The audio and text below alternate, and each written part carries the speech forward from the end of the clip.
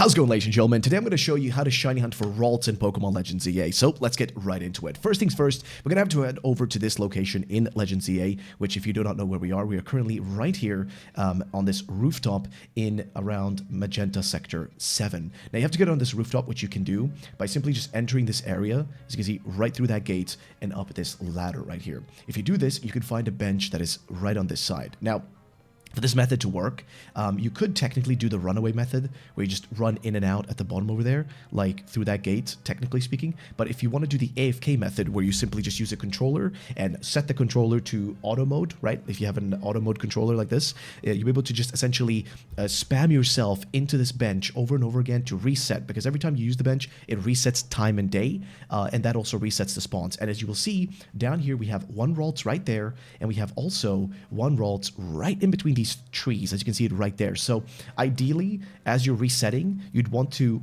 again, if you're not doing the AFK method, ideally what you want to do is reset the day over and over again, or run in and out of this area for this Ralts to respawn. And then if you're on the rooftop like I am doing right now with the AFK method on the bench, you just want to look from above if one of them is shiny when it spawns in, because the thing with these Ralts is, just a fair warning, they can teleport away, and that can be really bad, because then you'll just end up losing a shiny. So what you want to do is look from above. If the spawn over here is shiny, no it's not, check if this spawn is shiny. Now this one's a little bit harder to see because of the trees, so sometimes you may end up having to go down and actually double check it just, you know, on your own like this. Again, not shiny, but just ideally you want to see through the trees if you can. It's a little bit harder to spot, I'm not gonna lie, but as you saw, it didn't despawn. So ideally, if it is a shiny, save on the top of the roof, because like I said, they can teleport. They will literally run away from you. So make sure that if you find them, you just straight up save before they run away. And that's pretty much it. Like I said, you could also just run away.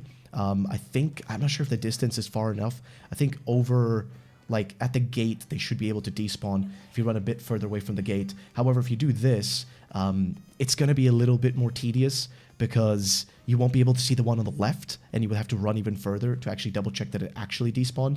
Ideally, just use the AFK method on the bench. That's pretty much the best way to get these two to be shiny. And like I said, just be fair warning. They could be shiny, and if they are, they might teleport away. So make sure you save before you actually check them. So that's pretty much that. That's the method. It's pretty straightforward. For this one, massive shout out to the creator on Reddit called Mr. Vliat, because he was the one who actually discovered this method. And you can actually use this one to get a few more Pokemon in the area. So again, massive shout outs to him, because he was the one who first figured this one out. Also, if you're lucky, you could get a shiny Shuppet here as well, because it spawns at night. So there you go. Either way, that's the video. See you in the next one.